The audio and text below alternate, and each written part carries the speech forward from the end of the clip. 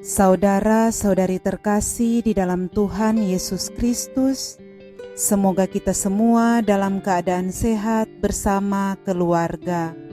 Saat ini marilah kita mendengarkan bacaan kitab suci dan renungan harian Senin 24 Agustus tahun 2020.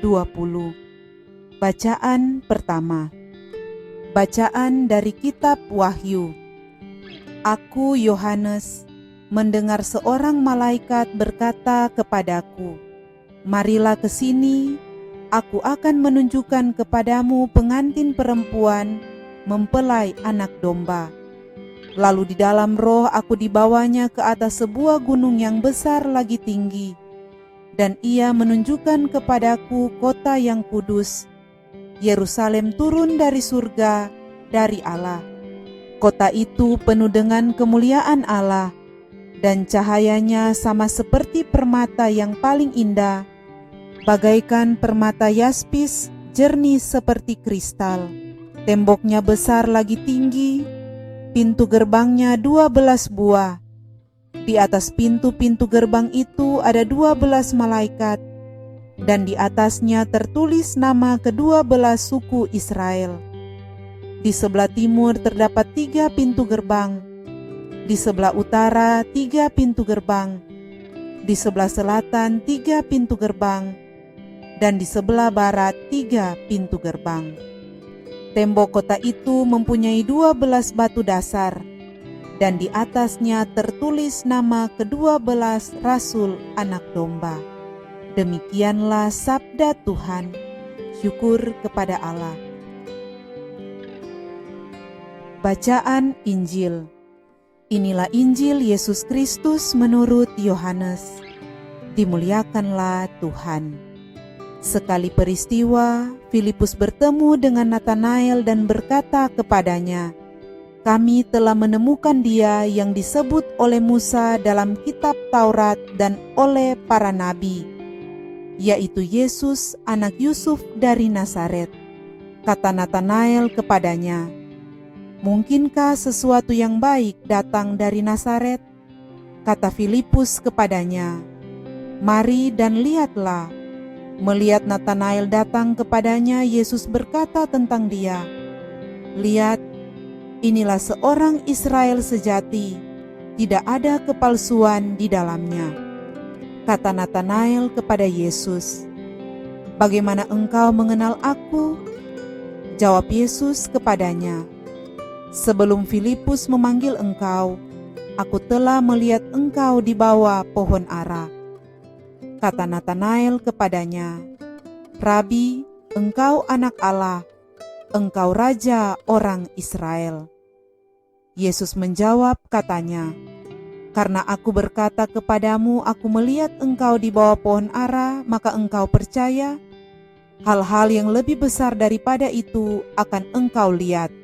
Lalu kata Yesus kepadanya, "Aku berkata kepadamu, sesungguhnya engkau akan melihat langit terbuka dan malaikat-malaikat Allah turun naik kepada Anak Manusia."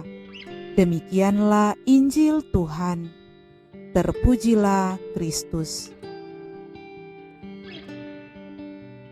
Saudara-saudari terkasih, renungan kita di saat ini diberi judul Sejati Tanpa Kepalsuan. Pada hari ini, Gereja Katolik menetapkan Pesta Santo Bartolomeus Rasul. Bartolomeus merupakan salah satu dari ke-12 Rasul Tuhan Yesus. Nama Bartolomeus berasal dari bahasa Aram, yaitu Bar dan Tolmai, yang berarti putra Tolmai atau anak Tolmai. Tolmai adalah ayah dari Bartolomeus, dan nama Tolmai sendiri berarti petani. Sehingga Bartolomeus memiliki arti anak seorang petani.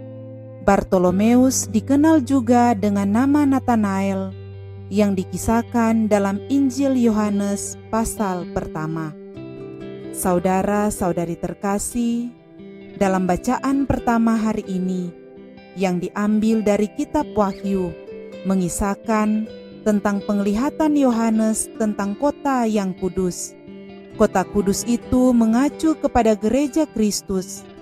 Dalam penglihatan Yohanes itu, dapatlah diartikan bahwa gereja Kristus didasarkan pada kedua belas rasul anak domba, yang adalah Yesus Kristus sendiri.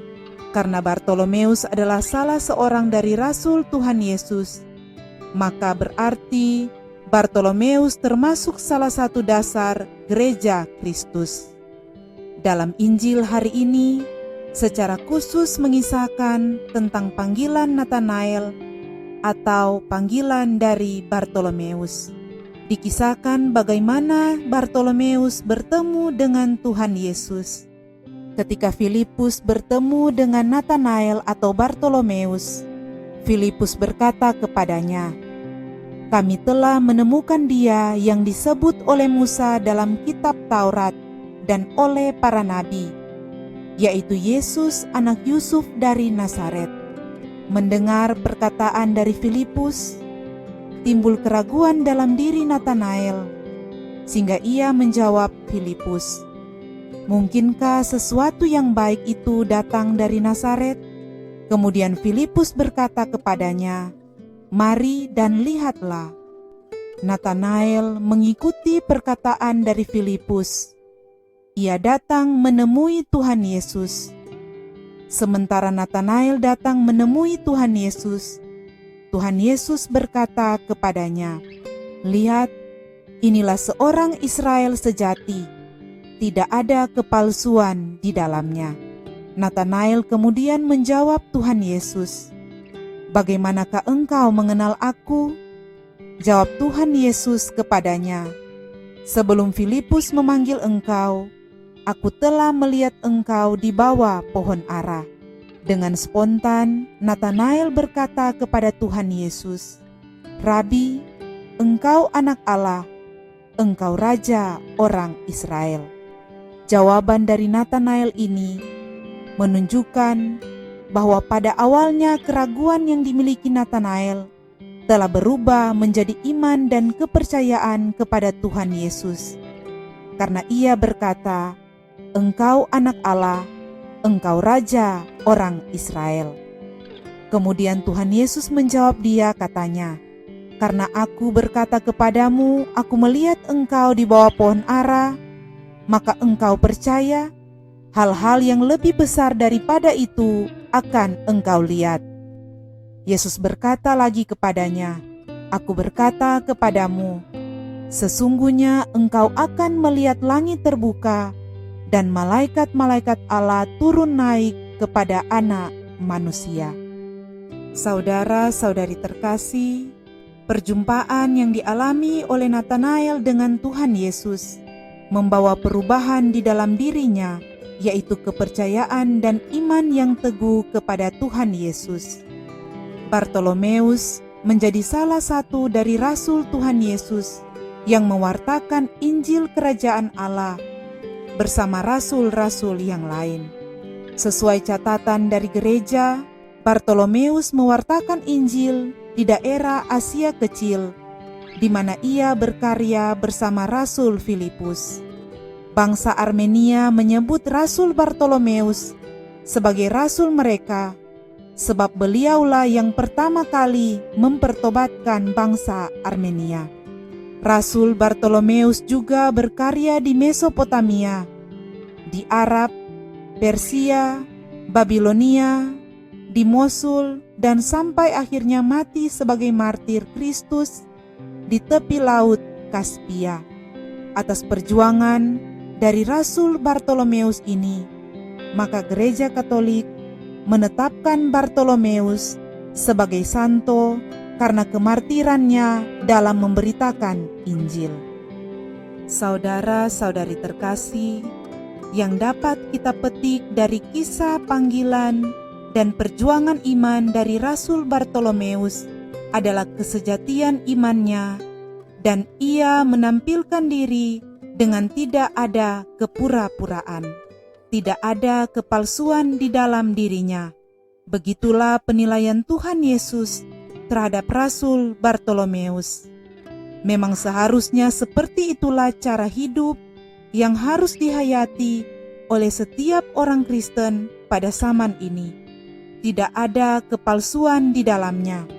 Semoga kita tetap dapat berdiri tegak dan berusaha menegakkan nilai-nilai keutamaan Kristiani yang sejati di tengah-tengah kehidupan ini. Semoga kita mampu mengusahakan dan memperjuangkan sikap sejati tanpa ada kepalsuan di dalamnya. Semoga demikian. Amin.